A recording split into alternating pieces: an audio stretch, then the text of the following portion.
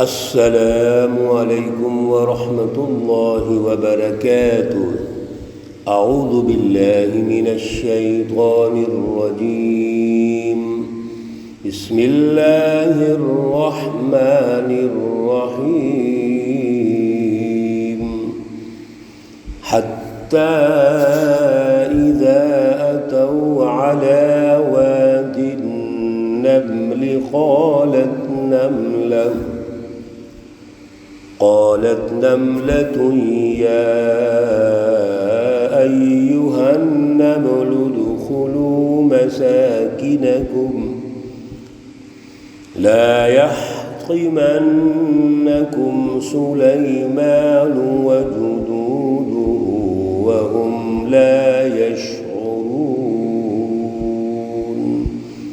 صدق الله العلي العظيم۔ اللهم صل على سيدنا ومولانا محمد النبي الأمي وعلى آله وأصحابه وبارك وسلم وصل عليه۔ معزز سامعین و سامعات، سورۃ النمل پارہ نمبر 19، آیات مقدسہ نمبر 18 اور 19 ہیں۔ اللہ رب العزت ان آیات کا فہم اور شعور عطا فرمائیں اور عمل کی توفیق اور صلاحیت عطا فرمائیں۔ حضرت داؤد، حضرت سلیمان علیہ السلام کا تذکرہ پچھلے درس میں ہوا تھا، اور جتنا اللہ رب العزت نے تذکرہ یہاں ارشاد فرمایا ہے، کیونکہ وقت ہمارے پاس مختصر ہوتا ہے، اتنا ہی تھوڑا تھوڑا ہم نے ذکر کیا، جبکہ اس کی تفصیلات اور جگہوں پر بھی ہیں۔ بالخصوص حضرت داؤد علیہ السلام کو جو علم اور سائنس دی، اور اس دور کے تقاضوں کے مطابق جو بہترین سیاسی اور معاشی مینجمنٹ تھی، اس کا ذکر اور مختلف جگہوں پر بھی ہے۔ حضرت داؤد علیہ السلام کو اللہ نے کتاب مقدس زبور عطا فرمائی ہے، اور زبور جو کتاب مقدس ہے، اس حوالے سے بہت ساری جگہوں پر اللہ رب العزت نے رہنمائی ارشاد فرمائی ہے، جو انشاءاللہ العزیز وہاں ہم سنیں گے، اور یہ گزر بھی چکا ہے بعض جگہوں پر۔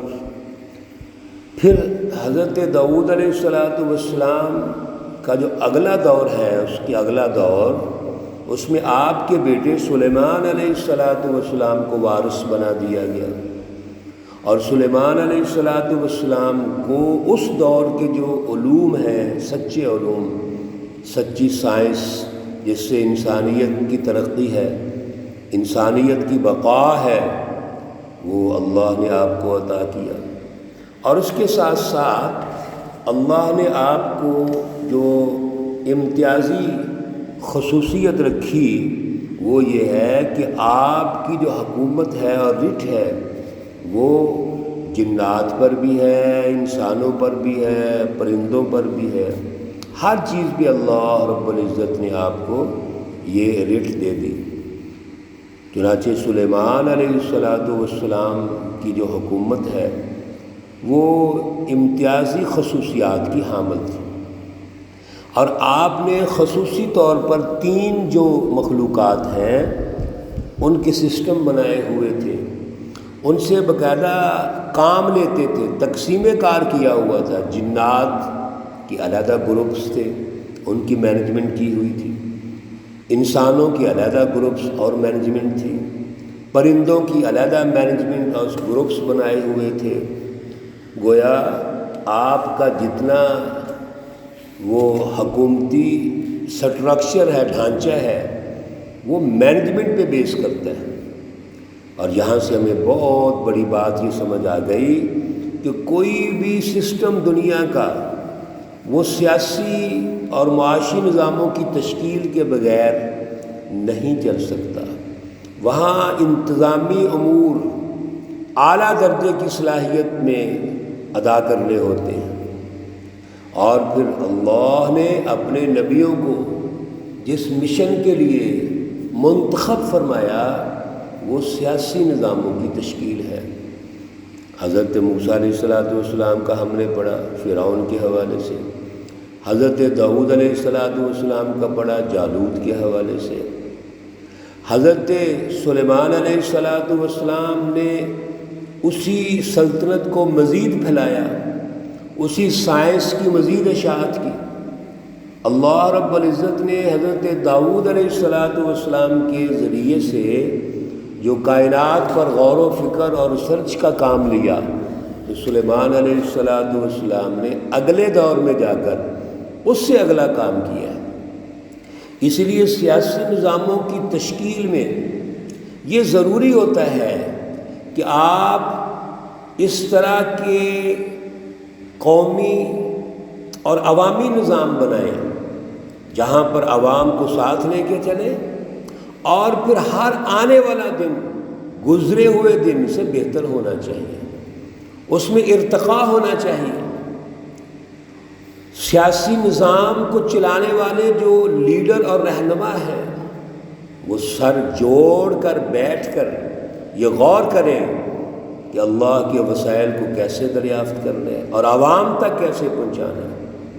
اگر ظالم طاقتیں ظلم قائم کرنے کی کوشش کریں گی تو ان کا مقابلہ کیسے کرنا ہے، اور ان کے مقابلے میں ہم نے عوام الناس کے لیے کیا کردار ادا کرنا ہے۔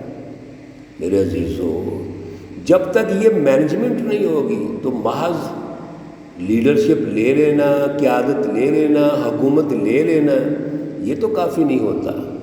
اصل چیز اس کی رٹ ہوتی ہے۔ کیا ہم رٹ قائم کر سکتے ہیں؟ تو پھر آپ حکومت تشکیل دے سکتے ہیں، سیاسی نظام تشکیل دے سکتے ہیں۔ حضرت سلیمان علیہ السلام کو اللہ نے تمام پرندوں کی، جانوروں کی بولیاں بھی سکھائی ہوئی تھیں۔ چنانچہ اسی دوران ایک واقعہ پیش آتا ہے، جب کہ لشکر جا رہے ہیں اور پورے سلطنت کی گردش کر رہے ہیں، مینجمنٹ کر رہے ہیں، ترقیات ہو رہی ہیں، اسی دوران حتیٰ اذا اتوا، یہاں تک کہ ایک لشکر پہنچا یہ سلیمان علیہ السلام کا علی وادی النمل، چیونٹیوں کے میدان میں، جہاں چیونٹیوں کی بستی تھی وہاں لشکر جا رہا ہے۔ قالت نملہ، ایک چیونٹی نے کہا، یا ایھا النمل، اے چیونٹیوں، ادخلوا مساکنکم، اپنے گھروں میں داخل ہو جاؤ، لا یحطمنکم سلیمان وجنودہ، آپ کو پیس نہ ڈالے، کچل نہ ڈالے سلیمان علیہ السلام اور آپ کا لشکر، وہم لا یشعرون، اور آپ کو خبر بھی نہیں ہوگی۔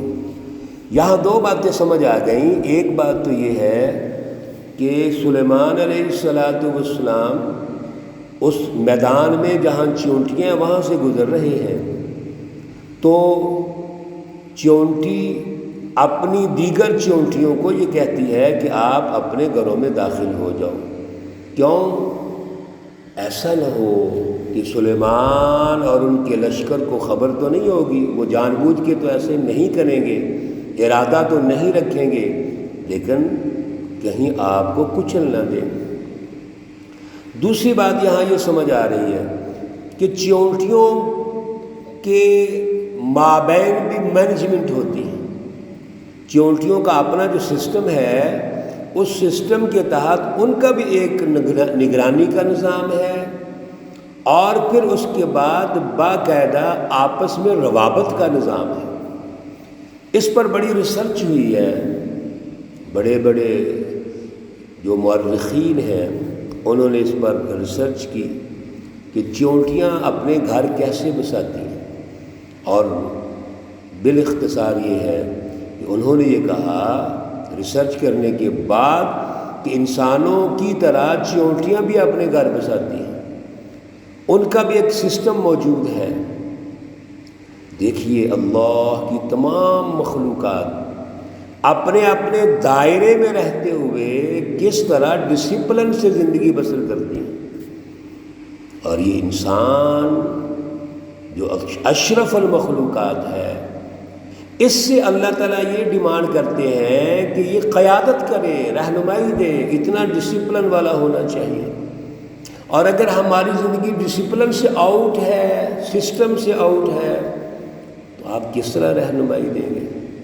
آج جس دور سے ہم گزر رہے ہیں، آج کتنے دور نے ترقی کر لی ہے۔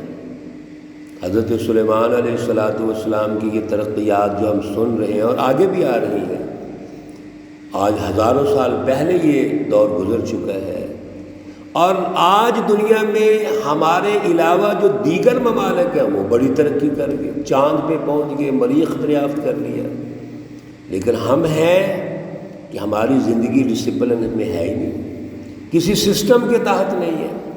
وجہ یہ ہے کہ جو حکمران سیاسی مینجمنٹ اوپر بیٹھ کے کر رہے ہیں، وہ اپنے مفادات کو پورا کر رہے ہیں، عوامی، انسانی، قومی مفادات ان کے پیش نظر نہیں ہوتے۔ 76 سال ہو گئے پاکستان کو بنے ہوئے، اور ہمارا ہر آنے والا دن گزرے ہوئے دن سے ابتر ہے، برا ہے۔ یہ قوموں کی فرسودگی ہوتی ہے، قوموں کے لیے زوال ہوتا ہے کہ وہ آگے بڑھنے کے بجائے پیچھے جا رہی ہے۔ میرے عزیزوں، غور کرو اللہ رب العزت کی اس رہنمائی پر، جس میں سائنس ہی سائنس ہے، ترقیات ہی ترقیات ہیں، انبیاء علیہ السلام کی جد و جہد ہے۔ آج ہم کہاں کھڑے ہیں؟ غور کرنا پڑے گا۔ جب لشکر وہاں سے گزر رہا تھا اور ایک چیونٹی نے اپنی چیونٹیوں کو مخاطب ہو کر یہ کہا کہ آپ اپنے گھروں میں داخل ہو جاؤ، کہیں نقصان نہ ہو جائے۔ فَتَبَسَّمَ ضَاحِكًا مِّن قَوْلِهَا، تو یہ گفتگو سن کے حضرت سلیمان علیہ السلام چونکہ زبان سمجھتے تھے، بات سمجھ گئے اور ہنس پڑے، مسکرا دیے، لیکن ساتھ ہی اللہ یاد آ گئے۔ سبحان اللہ، یہ ہے سچے حکمران۔ جب بھی کوئی بڑی بات دیکھتے ہیں کہ اللہ نے ہمیں کتنی فضیلت دے دی ہے، اللہ نے کتنا انعام دے دیا ہے، تو فوراً اللہ کی طرف رجوع کر کے اللہ کا شکر ادا کرتے ہیں۔ قال رب اوزعنی ان اشکر نعمتک التی انعمت علی، فرمایا اے میرے رب، میری قسمت میں آپ نے جو دے دیا، انعامات دے دیے ہیں، میں شکر ادا کرتا ہوں آپ کی نعمتوں کا، ان احسانات پر، ان انعامات پر، التی انعمت علی، جو تو نے میرے اوپر انعام کیا ہے، وعلی والدی، اور میرے والدین پر، وان اعمل صالحا، اور یہ کہ میں نیک کام کروں، اعمل صالحا، اچھے کام، نیک کام۔ نیک کام کیا ہے؟ یہی جتنی مینجمنٹ کر رہے ہیں، جتنی سیاسی اور معاشی نظاموں کی تشکیل کر رہے ہیں، جتنا انسانی حقوق پورا کرنے کے لیے جد و جہد کر رہے ہیں، یہ سارے نیک کام ہیں۔ ترضاہ، جس سے تو راضی ہو جائے، اللہ راضی ہو جائے۔ وادخلنی، اور ملا مجھ کو، برحمتک، اپنی رحمت کے ساتھ، فی عبادک الصالحین، نیک بندوں کے ساتھ۔ میرے عزیزو، بڑی خوبصورت یہ دعا ہے۔ حضرت سلیمان علیہ السلام تو اللہ کا شکر ادا کرنے کے لیے کر رہے ہیں، جتنی نعمتیں، اتنی بڑی سلطنت اللہ نے عطا فرمائی ہے، لیکن ہم بھی جو جو نعمتیں اللہ نے ہمیں دی ہیں، تو اس کو، دعا کو یاد کر لیجئے اور ہمیشہ یاد رکھیے۔ قال رب اوزعنی ان اشکر نعمتک التی انعمت علی وعلی والدی، اس میں والدین بھی شامل ہو گئے ہیں۔ وان اعمل صالحا ترضاہ وادخلنی برحمتک فی عبادک الصالحین۔ اللہ رب العزت تمام مرحومین و مرحومات کو جنت الفردوس میں اعلیٰ مقام عطا فرمائے۔ اللہ رب العزت تمام بیماروں کو شفائے کاملہ عاجلہ مستمرہ عطا فرمائے۔ ربنا تقبل منا انك انت السميع العليم وتب علينا انك انت التواب الرحيم، وصلى الله تعالى على النبي الأمي محمد وعلى آله وأصحابه أجمعين برحمتك يا أرحم الراحمين۔ السلام عليكم ورحمة الله وبركاته۔